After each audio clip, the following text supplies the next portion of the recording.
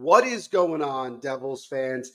I know it's been a little bit, but regardless, it is your host, your best friend, your confidant, your number one source, Neil Villapiano, and welcome to a season in review episode of the Devil's State of Mind podcast, right here on the Hockey Podcast Network, as well as Sports Wire Radio, the best place to get everything you need to know about the conclusion of the 2024-25 season of the New Jersey Devils. And as always, Devils fans, I hope you're having a fantastic day wherever you're checking out this episode. And thank you, as always, for taking time out of your day to check this episode out and all of the episodes that I have put out throughout this year. I greatly appreciate it every single time. Really quickly, shout out to both of our sponsors down below. Of course, we got DraftKings Sportsbook. And guys, with the Stanley Cup playoffs now into the second round, and we had a lot of excitement, a lot of drama in the first round, the NBA playoffs as well as in the second round. We're well into now the second month of Major League Baseball. We just had the Kentucky Derby, but we still have two more races in horse racing for the potential Triple Crown and so much more. And with all of that, DraftKings is the number one place to get in on all these huge cash prizes. All you have to do is sign up with DraftKings Sportsbook, use our promo code THPN. You bet $5 on your first bet, you get $200 instantly in risk-free bet money. I mean, it's the best offer out there. There's nothing that beats it. Again, all you have to do to get in on this action, sign up with DraftKings Sportsbook, use our promo code THPN. You bet $5, you get $200 instantly in risk-free bets.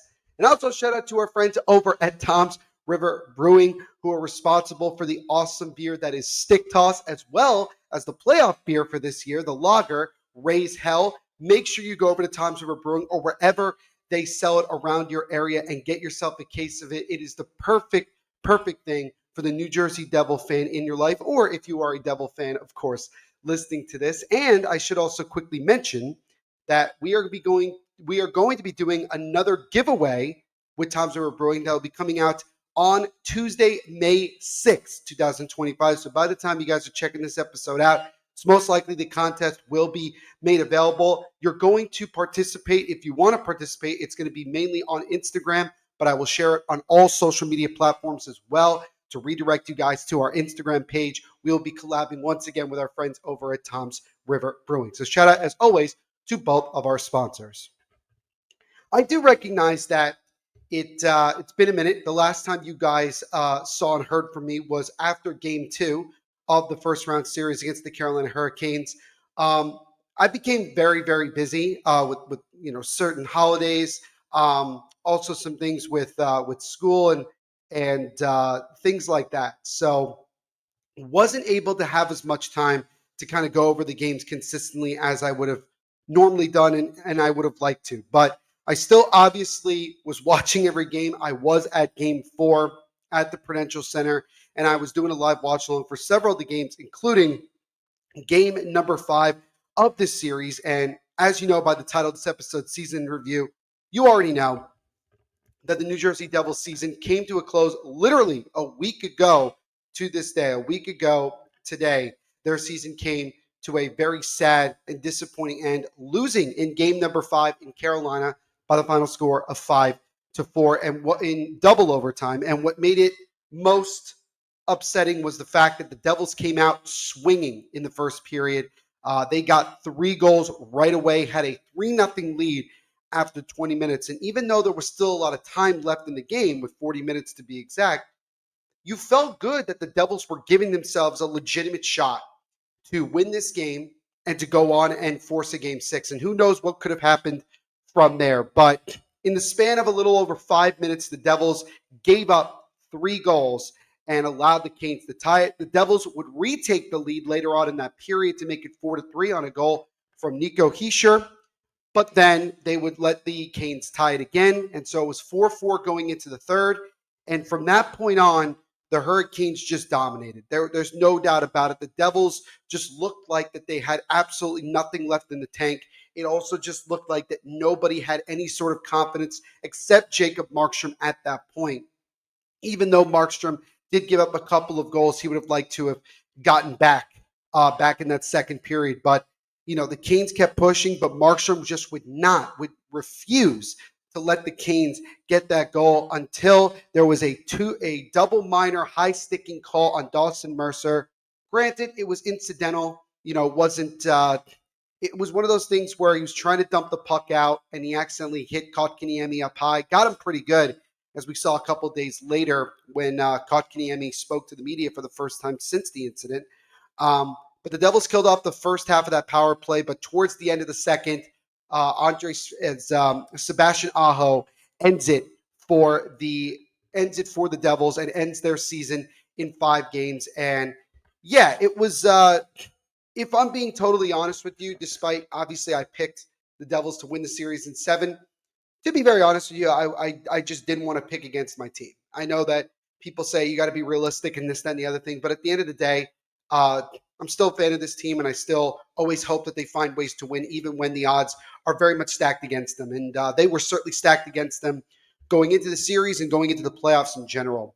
I said numerous times over the last couple of days that this series loss feels a lot worse than 2 years ago when we lost in the second round, because of the fact that even though the season ended in the second round 2 years ago, you felt like the Devils had taken a major step. You felt like that they had, there was a lot of excitement moving forward. And obviously last year didn't make the playoffs, but you get back to the playoffs this year, and unfortunately, the team's very banged up, and they got even more banged up as this series went along. And so when the series finally ended in Game 5 in double overtime, you felt you almost felt relieved in a way that the season was finally over, that we don't have to talk more about, when certain guys may be able to come back or, anything like that. Now the team, and Tom Fitzgerald in particular, can focus on retooling this team in the offseason.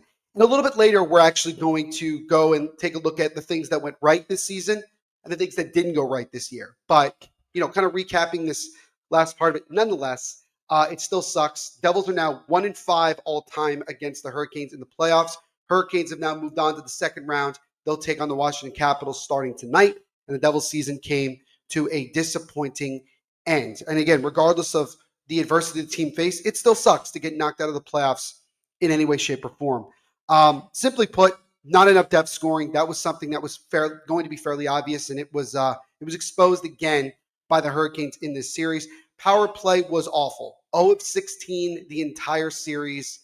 Yeah, and it's really crazy how the Devils' power play was better since Jack Hughes got hurt, in the regular season, but in the playoffs, they barely showed any sort of, urgency or aggressiveness. It just wasn't happening. The penalty kill was not good. They gave up 6 power play goals, and they also did give up a shorthanded goal as well, which ultimately ended up being the game winner in game number 2 of this series. So, yeah, a lot of mistakes, a lot of things that just simply didn't go right for the Devils, a lot of things that I don't think could have been corrected. Injuries, what are you going to do, right? But special teams, it was really disappointing to see them not be productive at all. I mean, they weren't productive at all in any way, shape, or form, and that was the hard thing.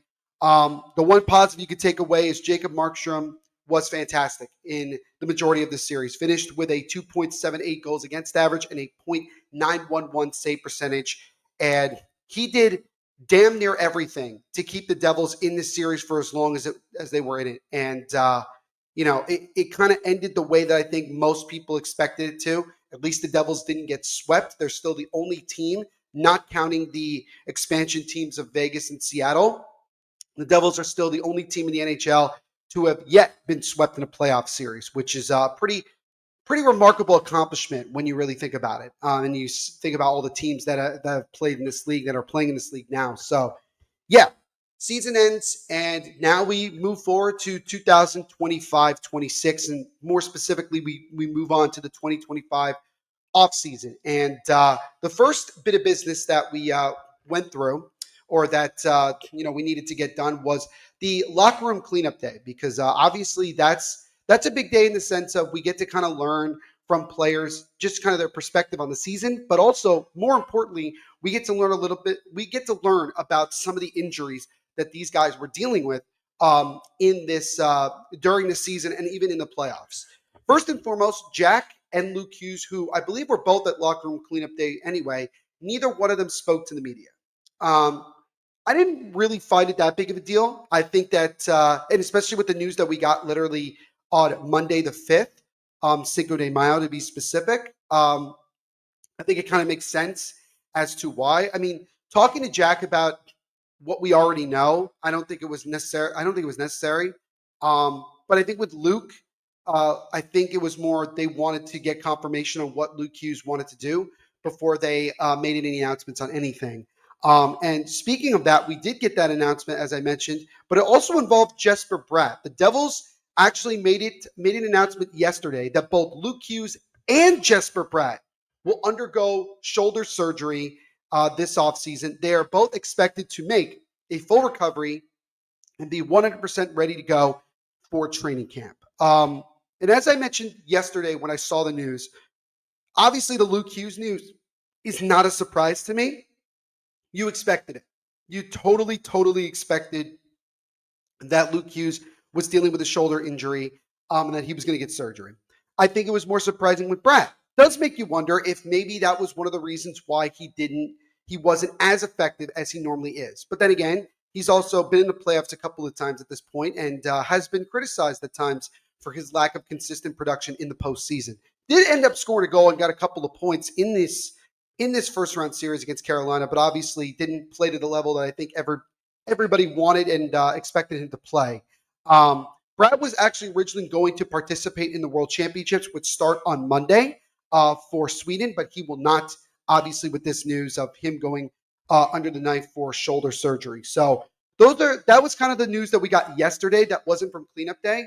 So cleanup day was a couple of days earlier, and I'm just going to read to you really quickly through some of the more key injuries, I guess key guys that were banged up and what we were able to find out about him. Starting with Brendan Dillon, he actually suffered a neck injury in game 1. And that was kind of a shocking thing because he said that he fell awkwardly on that play that we all saw him get hurt.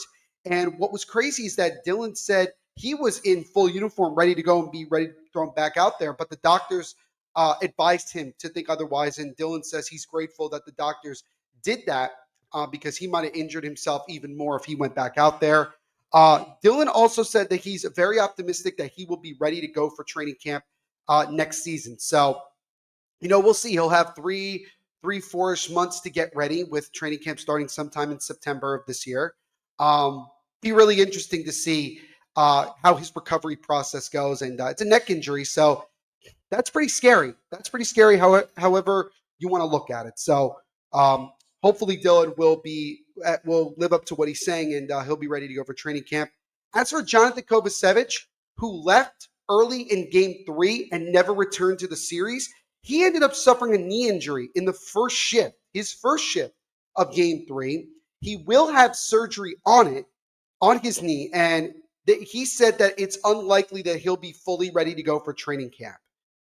Which we don't know what necessarily that means. We just know that he won't be skating and in full participation right away. Hopefully it's not too long because obviously the Devils signed him to a extension and want him to be a part of this core moving forward. I wonder if that changes some things with how Fitzgerald goes about retooling this team. Something to keep an eye on. Maybe this opens the door for the Devils to bring back Brian Dumoulin, who honestly had a pretty strong period of time playing in New Jersey since being acquired at the deadline from the Anaheim Ducks. It's possible. It's very, very possible. A couple of injuries here. Talking about Jonas Siegenthaler, he revealed that he had a foot injury, and really he's just grateful that he was able to get back and play, and the recovery process went really well. Now that he's going to have time to rest and everything, he should be fully ready to go for next season. Brett Pesce said that he was dealing with a shoulder injury that he suffered in game number 1. That was one of the reasons why he got a bunch of days off during times when he could have been practicing because he was dealing with that injury. But give Brett Pesce a lot of credit. I think he stepped up so much this year, especially in the playoffs, sacrificing his body, being an absolute warrior out there, and really doing some great things to try to help this team win. And I think the Devils made a really good decision to sign him in the offseason and bring him to New Jersey, and I'm looking forward to seeing him continue to contribute for this team moving forward. I think overall, it was a solid first year in New Jersey for number 22. Now we get to probably the hardest part of cleanup day when it comes to injuries, because we got to talk about Curtis Lazar. Because Lazar didn't play for the last bunch of games, didn't play at all in the playoffs, and you kind of wondered. I don't think that many people wondered about it. I think a lot of people looked at it as he's had a really tough year comparatively to the last year and a half that he had in New Jersey. He'd had a really solid year the season prior, but this year was a disappointment, I'm sure, for him and for many, especially since he will be an unrestricted free agent going into this offseason. But when he talked to the media, and this is from Daniel Moya of the Hockey Writers, who tweeted this out. Curtis Lazar said he really struggled with staying healthy after his knee injury this season. Said he had trouble getting out of bed and getting down the stairs, was, quote, popping pills for months, end quote, just to get by. Have to feel for him and hope he gets back to 100% for next season. And then Tyler Blazinski, who we've had on the podcast before, said you had to figure something was majorly wrong because he was so good the season prior. And that's exactly how I feel as well.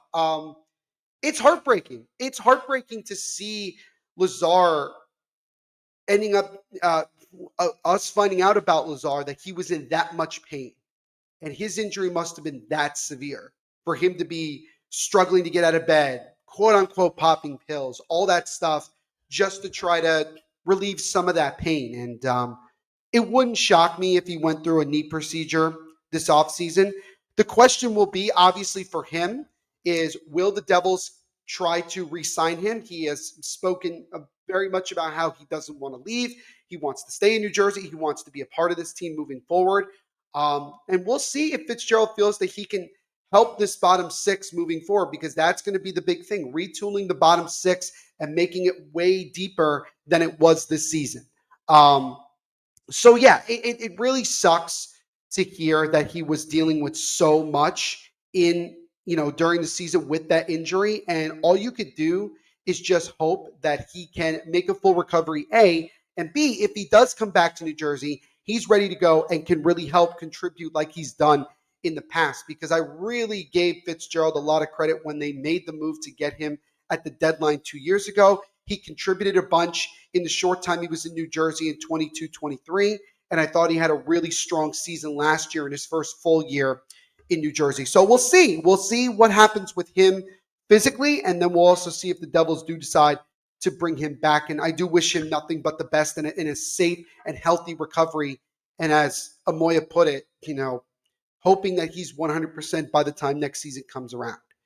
One last thing I wanted to drop in here, which I think is important, was when Jacob Markstrom spoke to the media. He talked about a bunch of things about how, he thought that there was a lot of positives from the season. He says that even now he feels even more confident that this team can make a run in the future to winning a cup than he felt when he first got to New Jersey in that trade last summer.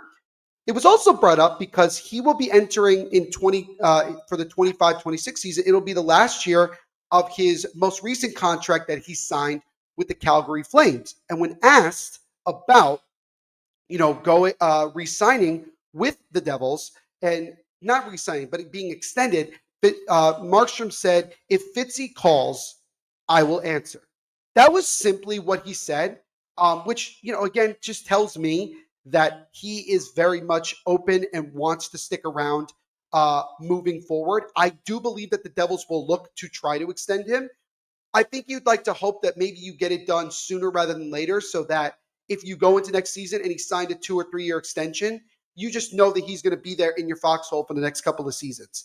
And Markstrom was pretty much as advertised. At sometimes he was even better than we expected. Some of the big time saves he made, I go back to that one game in Seattle where he made 3 different unreal saves to help the Devils win that game. Some of the other saves he made, that one against Buffalo in the Global Series to start the year. I mean, you could go on and on. Some of the saves he made in Game 5 against Carolina to keep the Devils in it. I mean, he did about, as I mentioned before, damn near everything he could have to help this team win. And despite being out with an injury for over a month. And I firmly believe that if he had stayed healthy and continued to play that way, he probably would have been a Vezina finalist. Not saying he would have won it, but I think he would have been one of the finalists because he was just that good for this Devils team. Markstrom also did announce that he will be playing for Sweden in the IIHF World Championships, which is being held in both Sweden and Denmark. So Markstrom will get a chance to play in front of his home fans of his home country. Also, all three guys that represent Switzerland from the Devils, Nico Hischier, Jonas Siegenthaler, and Timo Meier, will all be playing for Switzerland in the World Championships. Outside of the Devils, I mean, Sidney Crosby, Nathan MacKinnon, and Marc-Andre Fleury are all going to be playing for Team Canada. Nobody from the Devils will play for Team USA, as far as I understand, but there might be a last-minute change. But again, we are still a couple of days away. Friday the 9th is the first day of the tournament, so we shall see what happens with that. But we will see Jacob Markstrom play a little bit more, as well as Hischier, Siegenthaler, and Timo Meier as well. But with Jacob Markstrom, I think the Devils absolutely need to find a way to extend him moving forward. I think Tom Fitzgerald will figure out a way to get that done. I don't know if that'll be the first move of the year. I think you'll definitely have to look to see what happens with the Luke Hughes situation, and can you get him locked down to a long-term contract? I think that's going to be a really, really interesting thing to keep our eye on here for sure. Now, the last bit of news that I wanted to share with you guys before we get into our final discussion about what went right and what went wrong this season, we have to talk about what literally happened earlier this morning on May 6, 2025. The Arseni Gritsyuk watch has finally come to an end as the Devils announced earlier this morning that they have signed Arseni Gritsyuk to a one-year entry-level contract for the 2025-26 season. This comes as pretty much no surprise. We had talked about it for months. We've had people on the podcast talking about Gritsyuk as well. You guys know from my time writing with the hockey writers as well as writing for Pucks and Pitchforks, you know how high I've been on this kid and the abilities that he could potentially bring to the NHL and more specifically for this team.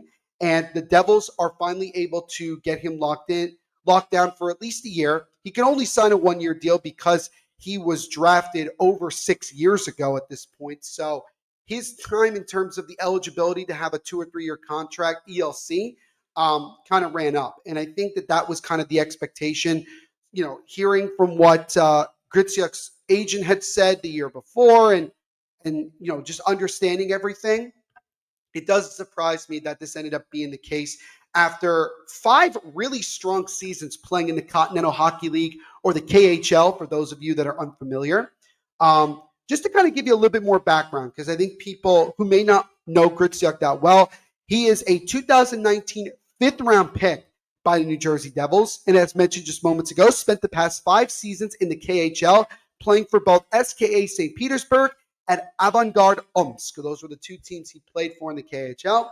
Last season, this past year, 24-25, Gritsyuk ended up getting 44 points total, 17 goals, 27 assists in 49 games played, which were both career highs in points and assists as well. So he really had a strong final season in arguably the second best professional hockey league in the world.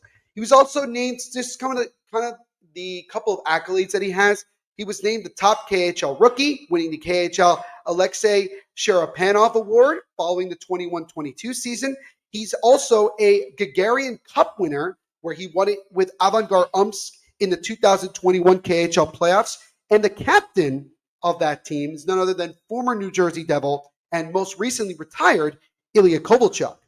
In 2022, in the Winter Olympics, Gritsyuk helped Russia win the silver medal.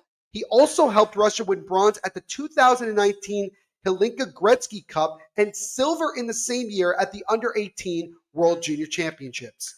So it's fair to say with Arseni Gritsyuk that he's had a lot of experience winning important games and important series. He's already had a bunch of accolades, both individually and team-wise, and he is not even 25 years of age yet. This kid still has the opportunity to be really, really good.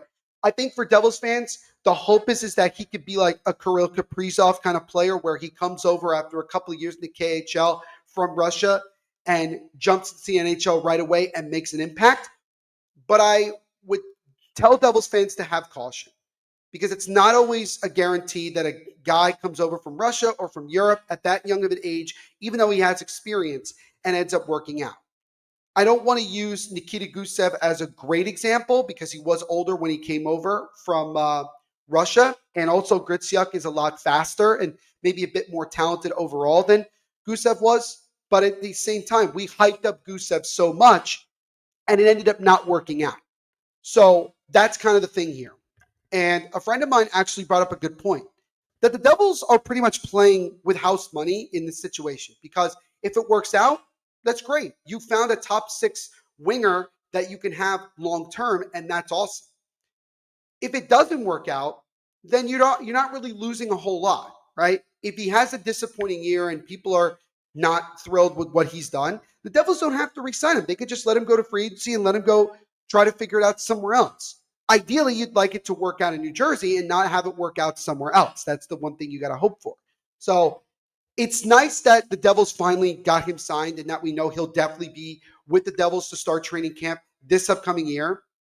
And the goal is obviously he will be on the opening night roster. I think it would be very unlikely that he ends up playing any time in the AHL because that was not the plan originally. And this kid's already played professional hockey for several years now at a pretty young age. So now it's about can he translate his skills and his talent to the NHL and be a major contributor on the top 6 with this Devils team. And this also may make it easier for the Devils to not have to try to get a top flight UFA for the top 6 because you might have a kid that can fill in at a much lesser rate, and you have more money to figure out other things like the bottom 6, extending or re-signing Luke Hughes and et cetera, et cetera. So Devils officially signed Arseni Gritsyuk, their 2019 draft pick, to a 1-year entry-level contract that will begin at the start of the 25-26 season. And now we get into our final part of this episode here today, and that is really kind of the season recap. I think that again, from the title of this episode, we were going to have to bring this up at some point or another, and wanted to save the best for last, as they say. So we're going to talk about what went right for the Devils, and obviously we're going to talk about what went wrong. And let's start with talking about what went wrong, because I think it's fair to say, because the Devils, obviously, they're not Stanley Cup champions. So anything below that, there obviously was failure.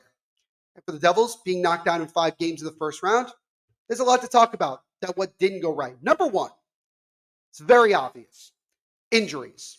Losing guys like Jack Hughes, Luke Hughes at one point, Jonas Siegenthaler, Dougie Hamilton. Granted, they both came back, but they were out for a period of time. Brendan Dillon as well. Jonathan Kovacevic as well. All of these guys, Jacob Markstrom got hurt at one point and was out for over a month. That many injuries is going to hurt the team and hurt the momentum of the team any way you cut it. And you don't want to use it as an excuse, but it is an obvious thing. The Devils were never going to be fully healthy in these playoffs. We were never going to see them at full strength because of the fact that Jack Hughes was out for the year and other guys were banged up as the season went on. So it's frustrating. It's frustrating that once again, similar to last year, although we made the playoffs this time around, that injuries really, really hurt this team, no pun intended. Another thing, the defense really collapsed in the postseason, especially on the penalty kill. And I think a big part of that has to do with the fact that, you had 3 of your top defensemen out at one point. So I don't want to put too much blame on it because I think overall the defense was fairly good throughout the year, but certainly down the stretch, not at the level that we needed it to be. Special teams woes in the playoffs, for sure. As mentioned before, 0 of 16 on the power play, gave up a shorthanded goal, and gave up 6 power play goals. That was one of the few things that we felt the Devils had the advantage of going into this series, and the Hurricanes just dominated, and the Devils didn't do a whole lot to get going. And I don't care who wasn't out there or who was out there. You gotta shoot the puck. And these guys were just not doing it. And I understand there were some bad bounces, maybe here or there, but there were plenty of power play opportunities where the Devils did nothing for 2 minutes. And I'm sorry, that's just unacceptable. And Jeremy Colleton's got to figure out a way to improve on that going into next season. because he was getting a lot of praise before this series, and I think it's kind of gone away a bit, especially how things went down. The most obvious one to me for why it didn't work out this year, how dreadful the bottom six was. There's no debating that the bottom six was pretty much a joke for the majority of the season. We didn't notice it through the first couple of months because the Devils were winning. And granted, they were being carried by their top guys, but they were winning and they were one of the top teams. But from December 27th of this season to the end of this year, the bottom six was just pathetic. It didn't do much of anything. And it continued to be that case in the postseason. Um, Very frustrating. Very frustrating to know that if our top guys were being shut down, nobody else was going to be able to step up for this team. Very aggravating, and something that needs to be fixed a lot this offseason. And it brings me to my last point, Tom Fitzgerald's lack of aggressiveness. You guys know, if you've followed this podcast long enough, you know that I have been a big defender of Tom Fitzgerald in the past. I have said a lot of positive things about him and what he's been able to do with this team to an extent. I can no longer be that way because I'm very, very frustrated with how things have gone over the last 2 years in particular.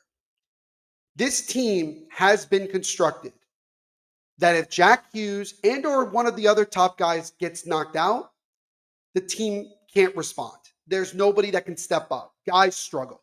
And yes, the top guys in some capacity or other stepped up. Nico Hischier, Jesper Bratt, Timo Meier in the whole month of March, guys like that. But you're relying on 3 guys out of the 18 that you have on the ice, and that's a problem to me. And that's a problem to everybody. And Tom Fitzgerald had opportunities, even before the injuries became a huge issue, to make moves to help this team. This team was begging for help. And Tom Fitzgerald just sat on his rear end and did nothing. And then you go to the trade deadline, and everybody said, the Devils are going to be super active. They're going to be super aggressive.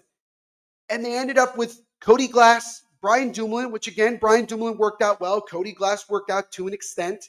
Daniel Sprong, who did very little to nothing. And Chawolski, who was mediocre. That's all you did. And to me, that was the sign to the team that the GM doesn't fully believe that this team can make a run, even with still the talent that we have. And so he chose not to be aggressive. But he's also hasn't been aggressive many other times where he could have been. And he seems to be wanting to hold on to a lot of prospects, holding on to a lot of draft picks, and not making the moves necessary. You got to give him credit. He fixed the goaltending with the play of Jacob Markstrom and Jake Allen. And we'll see what happens with Jake Allen in this offseason. I think overall the defense has been very good. I think he's done a really good job with that. But he's really struggled with things like drafting.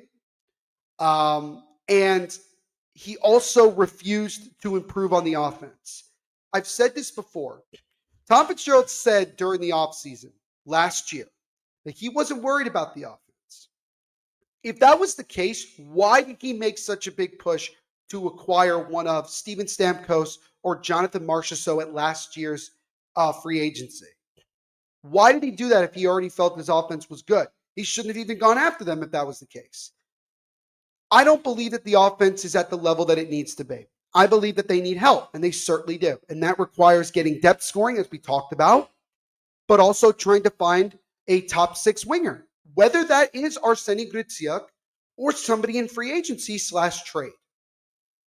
The point I'm trying to make is that the Devils need, and more specifically Tom Fitzgerald, needs to be more aggressive.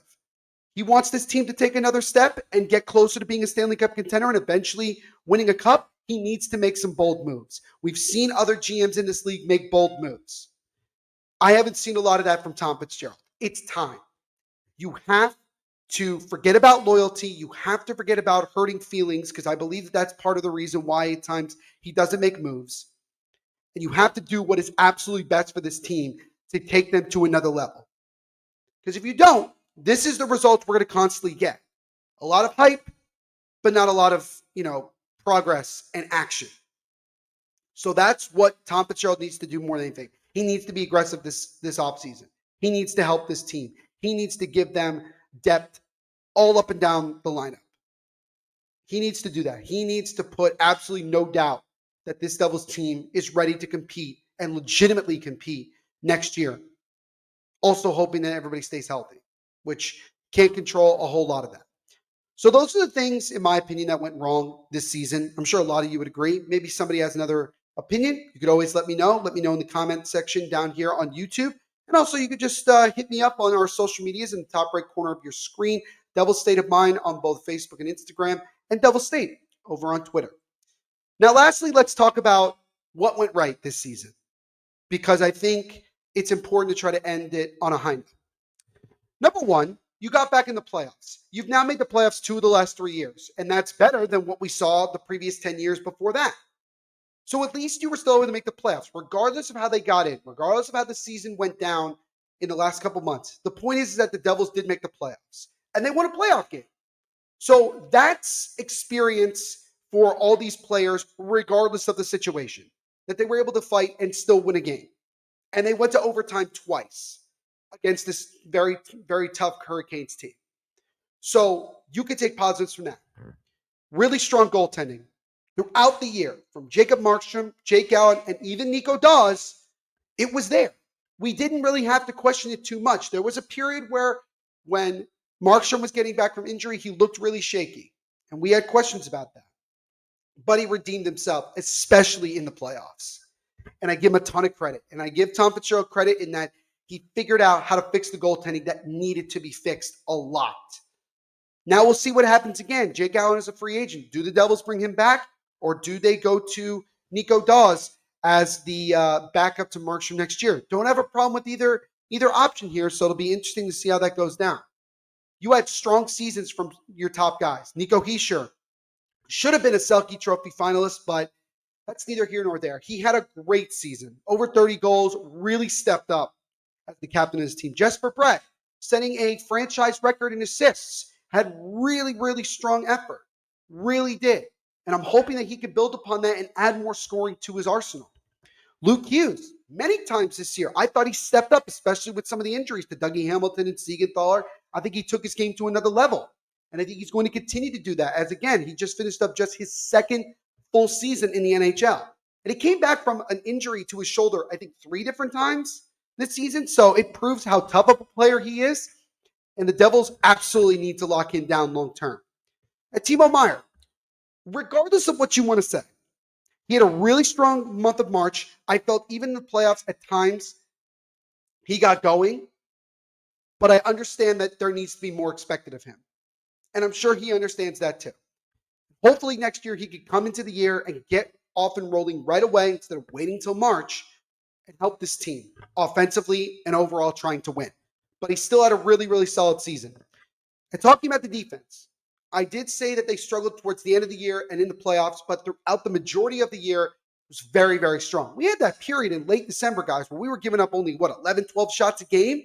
We were playing phenomenal defense. Probably the best we have ever seen since maybe the era of the Scott Stevens, Scott Niedermayer, Ken Danico era. I mean, it was that good. We didn't have to worry about losing these games because we were not giving our opponents we were giving them little to nothing in these games. We were giving ourselves, a great chance to win every game because how great our defense was. And our defense, provided that they stay healthy, is going to be very strong again next year. Siegenthaler, Dougie Hamilton, although there are question marks about whether or not the Devils will keep him moving forward. You have Brett Pesce as well. Brendan Dillon, who probably was the worst of the defensemen we had in terms of just, positional wise and everything. It's not tremendous, but I feel like even though Shimon Nemec had a really tough year, it was clearly obvious to me he was dealing with an injury, but he finished the year so strong, got that overtime game-winning goal, played really solid defense, I think, for the most part in the playoffs. I really think that he finished the year the way that he needed to, and hopefully next year with him being fully healthy, he can have a strong season like he did in his rookie year. Seamus Casey as well showed some really good things in his rookie year. Now we'll see how the Devils can help develop him moving forward. And overall, I think, and again, Brian Dumoulin as well. Dumoulin was a freaking warrior in the playoffs when we had guys banged up, and he was very good defensively. And I would really like to see the Devils find a way to keep him moving forward. And I'm sure there will be discussions about it. We'll see. So those are the positives I'll take away from the season. Nonetheless, still a disappointment. But the Devils still have a good team that just needs some help.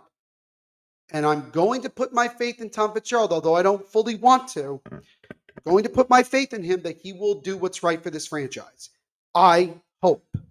Because if not, he needs to go. It's plain and simple. But that's how the season ended. So that ends the 24-25 campaign. Really quickly, I just want to, again, thank everybody for all their support throughout the year. Didn't get as many episodes out as I normally do and would want to, but I'm going to do my very best throughout the offseason and going into next year to give you guys a lot more content because you guys deserve it.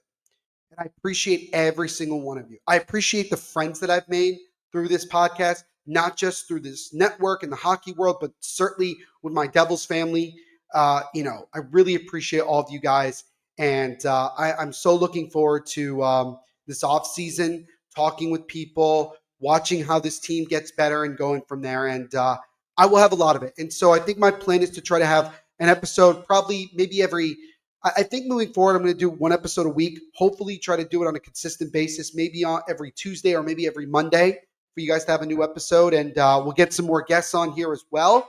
And we'll just keep talking Devils hockey and get you guys ready for the offseason and also for 25-26. But again, thank you guys so much for all of your love and support this year for another great season of the Devil's State of Mind podcast.